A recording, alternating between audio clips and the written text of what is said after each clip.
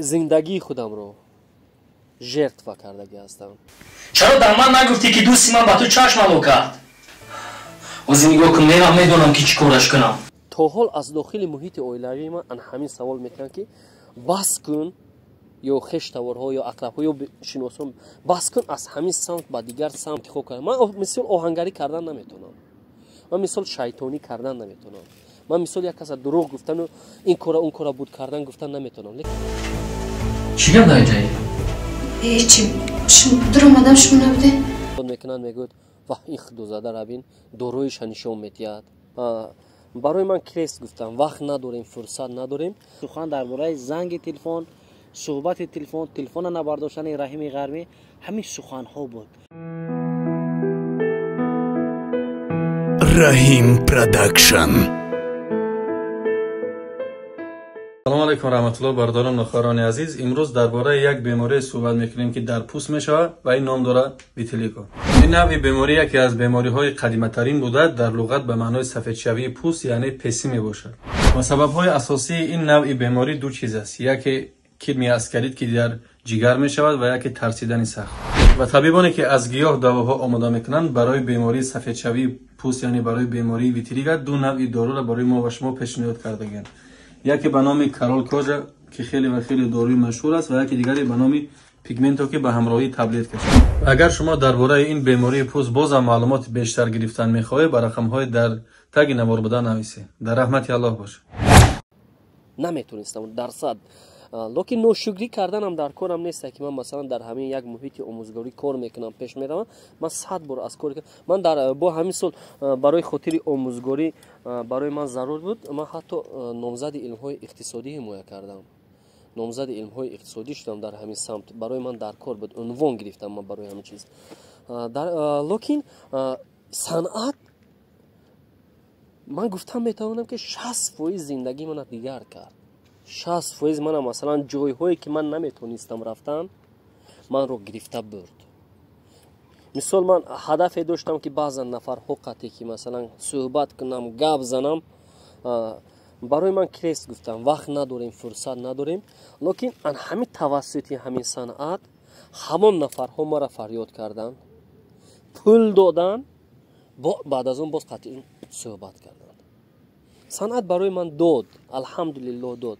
لکن برای این دادن صنعت قریب خودت میدونی رحیم که سال 2017-18 ما همین کار سر کردگی هستیم. لکن من 3 سال 4 سال زندگی خودم رو ژرتوا کردگی هستم.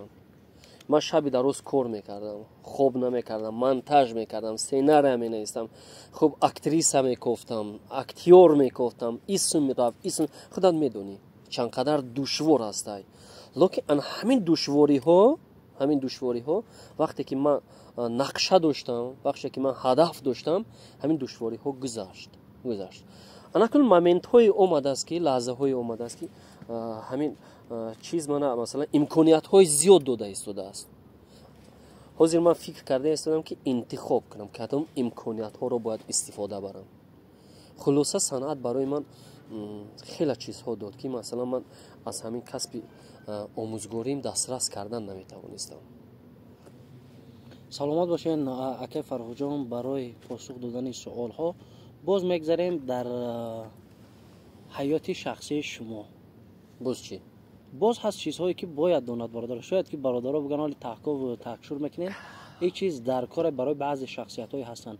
جدای صنعت انتخاب شما بود، هدف شما بود در بین صنعت خواستید که ترک صنعت کنین، از انمو سخنهای مردم، از انمو امتیازهایی که به دست آوردن نتونستین، بود حالتهایی که پیش یگون کس گردنی کش کرده باشین، همچون نفری که با مانند یک شخصی که تماما قدر قیمتی نداره با مانند همو مثال رفتار کردگی باشن. رحیم جان،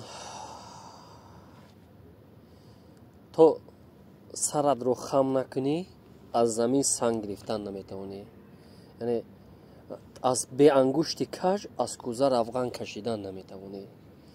این صنعت همین خیلی است که کبر، غرور، من خودم گفتن رو نمیپرستد. وقتی که ما میگویی фикри дигарҳоро гӯш мекунӣ ва тавсият мекунанд ки ҳамон одам паст аст, лекин ту бояд бо ҳамун кор кунӣ. яъне маъное ки шумо гуфтед саратро хам кардаи дигар чӣ кардагӣ ҳастӣ, саратро хам мекунӣ, коратро бояд буд кунӣ вақте ки ту мақсад дорӣ. лекин вақте гуфти комментарияҳо ва дигар чизҳое ки масалан шумо хостед ки тарки санъат кунед, аз санъат дур гардед, то ҳол аз дохили муҳити оилавии ман ҳамин савол мекунанд ки бас кун, ё хештаворҳо ё ақрабҳо ё шиносон, бас кун аз ҳамин самт ба дигар самт гузар, дигар чиз. лекин ман мехоҳам ки ман имрӯз як нафаре бошам ки барои худам зиндагӣ кунам. ман як нафаре бошам ки масалан ранги локомотив бошам. аз паси ман чандин оилае ҳастае ки ба ман алоқамандӣ доранд. ман агар фикр мекунам ки албатта ягон кас гӯшна намемонад, лекин ман ин роҳе ки масалан наздик шуданам ба мақсадҳом хубтар асту ҳамвортар аст, ин роҳ барои ман осонтар аст, ман дигар роҳ интихоб кардам. ман мисол оҳангарӣ кардан наметавонам, ман мисол шайтонӣ кардан наметавонам, ман мисол як каса дурӯғ гуфтану ин кора он кора буд кардан гуфтан наметавонам, лекин ман метавонам тавассути ҳамин санъат дигарҳоро кашида барам. хуб, вақто ки масалан шумо гуфтед ки ҳаминҳом гуфтам мана ки масалан ки тарк аз санъат куну, масалан дигар чӣ куну, ана ҳамон бармегардем боз ба ҳамон оила, аз ҳама дӯсти беҳтарин оила. не ки то ҳол мухлиси асоситарини ман падару модараманд. то ҳол ман аз таҳани падару модарам нашунидам ки бигӯм ки масалан бачам накун ҳамин кора, ҳамин кор ту ба намезебад, ҳамин кор ту ба намешавад. ман вақте ки ман фикр мекунам ки ду нафаре ки барои ман соя кардан, маро парвариш кардан, маро калон кардан, мара дуо додан боз да ҳамин кор, ман фикре намекунам ки масалан гапи дигарҳо аз инҳо дида муҳимтар бошад. албатта ҳар як кас падару модар дар зиндагӣ бо устод нафаре ҳастае ки масалан ту роҳнамою роҳкушо будан метавонад. ҳамон устодҳое ки барои ман дар кор ҳастанд, ҳамин рол ба мана дастгирӣ карда истоданд. ягон камбуд нест. ва муҳимтаринаш чӣ ҳастае ки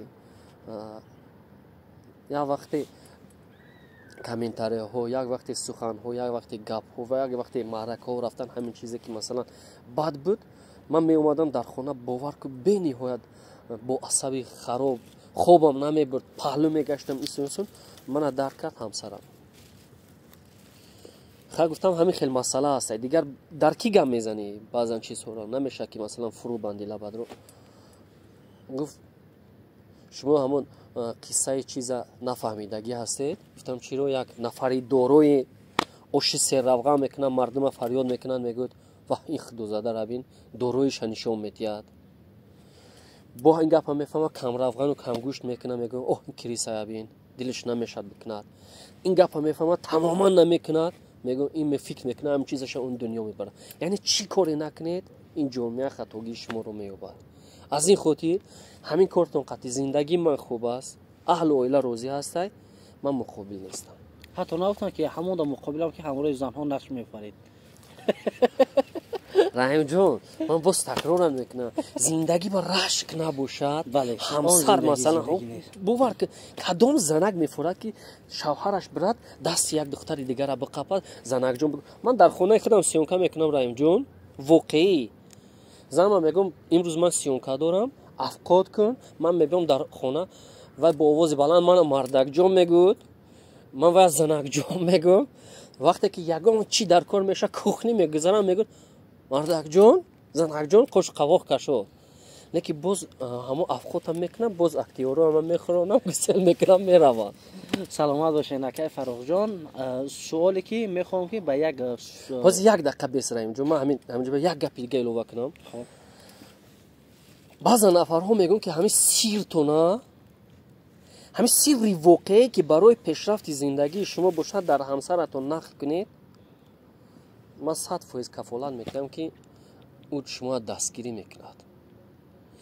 ҳадаф яъне раҳимҷон аз ҳамин коре ки масалан шумо мехоҳед ки зиндагиятон хуб равад, хуб шаваду пеш равад, ҳамон сирҳое ҳаста ки ба ҳамсаратон нақл кунед, дурӯғ набошад, воқеӣ бошад ва ҳамсаратон аз рафтори шумо, кори шумо огоҳӣ пайдо кунад, бубинад ки барои пешрафти зиндагӣ ҳастед. ман кафолат метиҳам ки ягон кас монеа будан наметавонад. дурӯғ аст ин нафарҳое ки мегӯянд ки ҳамсарам намехоҳад, намемонад, намешад. не, اینجا گپ سری چی میرود؟ گپ سری مقصدهای گذاشته شما و انتخاب کرده شما. اگر انتخاب شما غشت باشد، 1 ماه 2 ماه 3 ماه 4 ماه معین نمیشه، لیکن 5 ماه معین میشه که شما با کسی علاقه دارید. بله. هدف من این نیست. هدف من تنها ثبت کردن و پیش بردن زندگیم است، خلاص. یک مدت دیدیم که بسیارتر شخصان را دستگیری کردن با دستگیری اکای رحیم غرمی. یک چیز بود که اکا هر وقتی که نوار همه پرتاتن سخن درباره زنگ تلفن، صحبت تلفن نبرداشتن رحیم غرمی، همین سخن ها بود. همون نفرایی که شما تا حال دستگیری کردید، همون نفرایی که روی اکران برآوردید، همون نفرایی که ساعت ها خواستن که همراه شما صحبت کنن، دستگیریشون کنین، تا حال در همراه شما در تماس هستن؟ رحیم جون یک گپ بگم. در تماس من همین دست ما کیسم با میکنم، ای کیسم میکشم، همین چنین چلیکم من رفیقانی دارم که همراه من دوی در تماس هستن. این مردم ما میدونی چه خیلی است رحیم جون؟ کارش که بود شد سراغ نمیکند، حتی گپ میگوید که تو در وقت همین چیز شاید از کارتای خودی همون را میمونید، در اونجا گم میزنی، شاید از همین کاری من منفعتی برده باشی. تو این کارو با بیشتر هستی. او بازن اون 1-2 روز پیش همین زنگ هم زدم، میگم که نمره رحیم غرمی را تی نمره رحیم غرمی را بده. من گفتم ندارم مخی، من نمیشناسم رحیم غرمی. گفتن ها دروغ نگو، همه سیونکو با قطعیت این رحیم خودت در نظر داشتی. نمره رحیم غرمی از اون جمله مودم بسیار میشوند که مردم سخن میکنن اوید یکی رحیم یک بهترین شخصیتی هستن که خداوند قوت چونتیا این قدر دستگیری کرده سن با روی اکران و پشت اکران. خوش به حالشون که ما هم خیلی شیرمردهای وطن داریم، با مانند اینها بسیار شخصیت ها هستن. از اون جمله اکی اسماعیل برادر که هستن بسیار دستگیری میکنن با بسیار آخی. اگر نام هاشون نگویم باور کنین حد کنار نداره. خوش به حالشون بسیاریان هستن که دستگیری میکنن. فقط ایرا الله مهربان خودش میدونه. ما سوال من برای چی بود که فرخ جان که عیناً حاضی همون زمان شده که وقتی که مردم در کاری بد زنگت میزنن، برای همین بگذار که همه خوشبخت خرسان باشه، هرچند که خوبیش که به ما نمیرسه بدیش هم نرسن، ما بسنده ایم، نه محتاج زنگ اویم، نه محتاج رحمت اونهایم، نه محتاج دیگرش. در آخر که فرخ چی گفتنی با کل تماشاگران که تا آخر برنامه را تماشا کردن، شاید که ای برنامه چیزی برای خودشان گرفته باشند، لذتی برده باشند. در آخر چی میگم رحیم جان؟ همین در آخر گم میزنم، در فکر خودت عاشق احوال خودت باش. یعنی با گپ هر کسی، با گفته های هر کسی زود باور بدن در کار نیست در زندگی.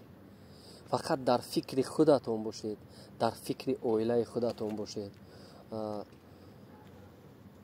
همون وقت شما پیش می روید که مثلا محیط خوب ساخته باشید، یعنی در فکر پدر و مادر خودتون باشید، در فکر دادر و خواهر خودتون باشید. زیاده دوستان نکوید.